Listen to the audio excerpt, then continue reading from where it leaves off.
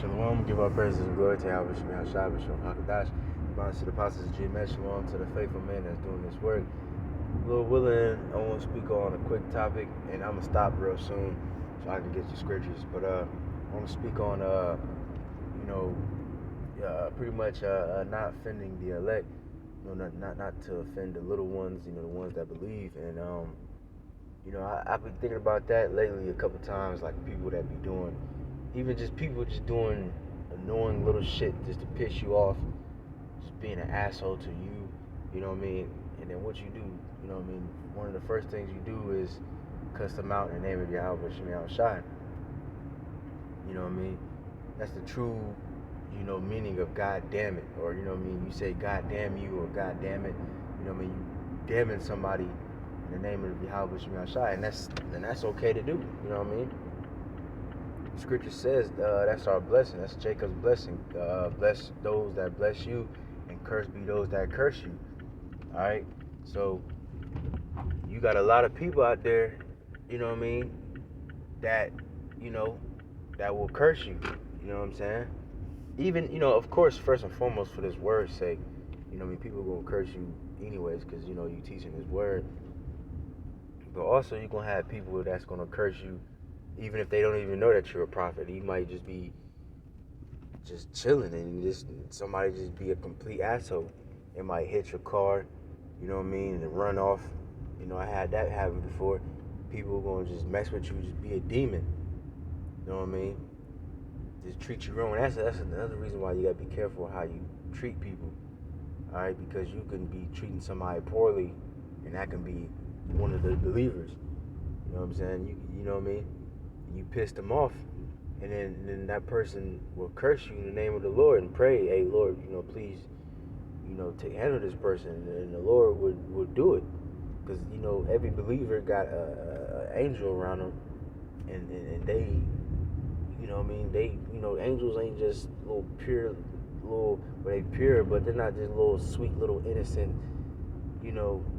type of thing. These angels right here, they lay niggas the fuck down. These angels will really kill niggas. You know what I mean? That's.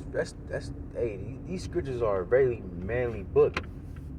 These scriptures ain't for the faint-hearted, and you know what I mean. These scriptures are real. These scriptures are a very manly book. And angels get down. Angels will fuck your ass up, man. You know what I mean? Angels ain't nothing to be played with. So imagine if you fucking with one of the Lord's, people. The Lord will send them angels against you and handle you. All right, and it's a righteous thing to call, pretty much to do that to people. I'm gonna get a couple scriptures to prove it. All right, real quick.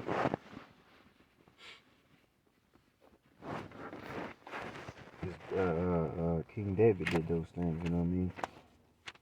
Psalms.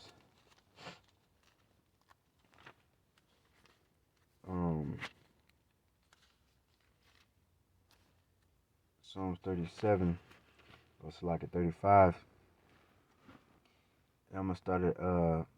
For let them be confounded and put to shame. Alright.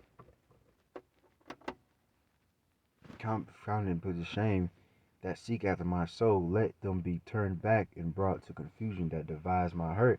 And Esau, Edom, he's the main one. But 2/3 of Israel, all these people, they all devise our hurt. Even if they don't even know that you're like Esau, fuck with you, the police, they take you, you know what I mean? I'm going through that shit now. They take your car, and then they tow your shit, and then they make you pay for them towing it, and they keep it in the pound. Each day the shit rises to get $35 extra. They steal your shit, they steal your car, and then make you pay for it to get it back. And then the longer you wait, the more it costs. Like, man, this nigga is an evil ass person, man. He's an evil devil. And that's just one thing that keep us poor. You know what I'm saying? Alright, it says, let them be as chaff before the wind, and let the angel of Yahweh chase them. See? Alright, this is a Psalm of David. The Lord is praying the Lord to send an angel to chase these niggas, man. let their way be dark and slippery, and let the angel of Yahweh persecute them. And you look at the word persecute, one of the definitions is just hunt. So these angels, yeah, man, the Lord sent these angels out here to do work. You know what I'm saying? And bring forth judgment. For without cause have they hid for me their net in the pit, which without cause they have dig for my soul. And that's what happens, you know. A lot of people fuck with us without a cause. You know what I mean? You have people, you know, you innocent, you chilling, you have somebody come up to you to get smart. You know what I mean? Unprovoked type shit. Right? You gotta deal with it. You know what I mean? But yeah, that's why I was thinking, like, you know what I mean? People that be getting on my damn nerves and make me want to curse them in the name of the Lord, it made me think like the Lord made that happen on purpose because the Lord want that person to get judged.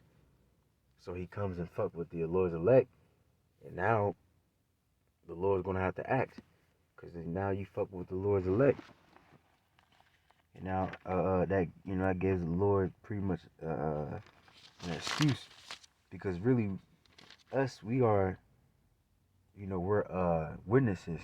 Before you put a judgment on somebody, or you know in the ancient where you put somebody to death, you have to have 2 or 3 witnesses.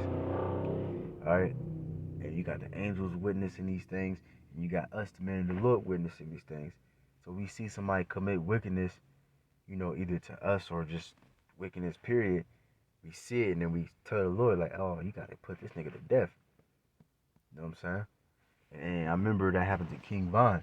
I remember that literally the day that he got shot, it was like I was at work. It was like, cause I guess he went to the club that night, but then the day, a couple hours before it happened to that nigga, my friend, he was showing me a video of him talking about how many people he killed and all this other shit. And he was just glorifying it. And I'm just thinking in my head, man, Lord, please kill this nigga. And that same night, the nigga got shot up. And I think he died the next morning or whatever the fuck. You know what I'm saying? The Lord put these things in your path so you can see it and you can be a witness to it. And then for you to pray judgment upon these people. But this is Matthew 18 and 10. So take heed that you despise not one of these little ones, and these little ones represent the believers. For I say unto you that in heaven their angels do always behold the face of my Father which is in heaven. So the angels is always awaiting orders. They always watching the face of the Lord. And it says their angels. That proves that we all got guardian angels. And they just waiting for the order. You know, somebody fucking with us or whatever the case is. They just waiting for the Lord to give them the okay.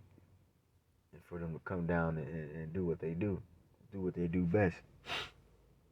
Just like in the book of Susanna, Daniel said the angel is waiting to cut you asunder. You know what I mean? Man, I don't know if I'm gonna see. I'm gonna try to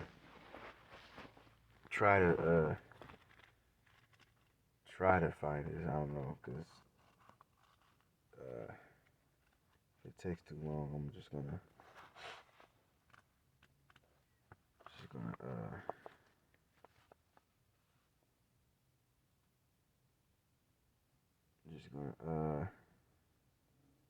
oh, that was quick. Susanna, I think it's only one chapter, 1 in 58.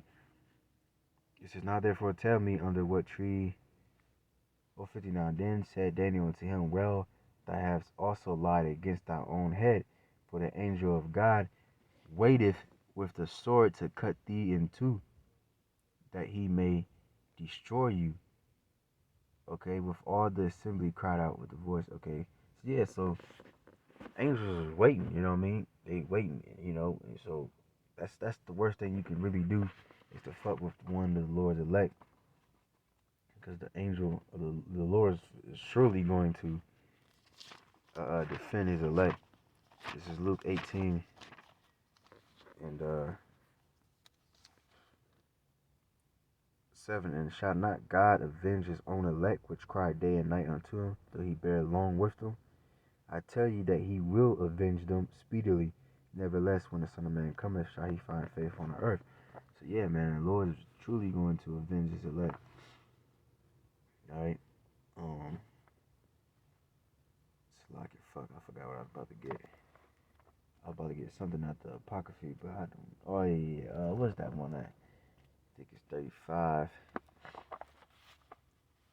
Let me see. Sirach 35.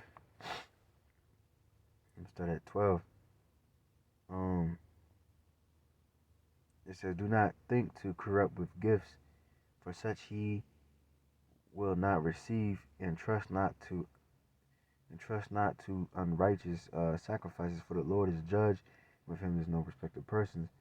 Well, I should start at 13. He will not accept any person against a poor man, but will hear the prayer of the oppressed. So yeah, so that's a foolish thing to fuck with a poor man and the elect. They're poor, in spirit and physically. So the Lord is not going to be like, okay, you're poor, this little poor elect, oh fuck you, get out the way. No, he's gonna choose us before he choose you. So it's a very foolish thing to fuck with the Lord's elect, poor and hopeless and all those other different things. Because the Lord's going to accept them above the rich and famous. In this world, it's the opposite. People would rather choose the rich and famous and, you know, rather than a poor man. All right, but it says, he will not despise the supplication of the fatherless, and supplication means begging. All right, so he will not despise nor the widow when she poureth out her complaint. Do not the tears run down the widow's cheek, and that's the spirit. Because I just read Luke 18, and if you go into the parable of the widow, all right, which that represents us. All right, it says, do not the tears run down the widow's cheeks, and is not her cry against him that causeth them to fall. He that serveth the Lord shall be accepted with favor, and his prayer shall reach into the clouds. This is the prayer of the humble, pierce the clouds until it come nigh. He will not be comforted. So yeah, so the prayer of the humble is going to pierce the clouds. All right, it's going to get to the Lord speedily. All right. It says, he would not be comforted, he would not depart till the Most High shall behold to judge righteously and execute judgment. For the Lord will not be slack, neither will the mighty be patient toward them.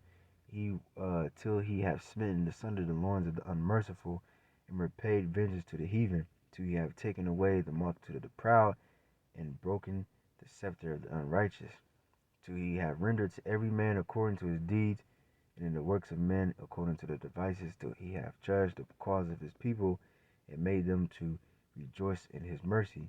Mercy is seasonable in a time of affliction, as clouds of rain in a time of drought. Alright? So yeah, man. One last scripture before I get out of here. I'm going back to that Psalms 35. Because that just reminded me of that. I'm sorry, 1, plead my cause, O Yahweh, with them that strive with me. Fight against them that fight against me. Alright? So that's beautiful, man. The Lord's going to plead our cause. You know what I mean? He's going to plead for us, and, he's going to step in and protect us. So, like I said, man, one of the worst things you can do is fuck with the Lord's elect. You know what I mean? And people took it too far. Shit. Imagine what people did to the Son of the Lord. They crucified him. So imagine their judgment. That's going to be horrible. You know what I'm saying? So don't despise the Lord's little ones, And, hey, with that, hope it's edifying. And give our praises and glory to Yahweh, Shemi Al Shai, Bashim Hakadah, to the balance of the passage, and mesh, to the brothers in this work, that would say Shalom.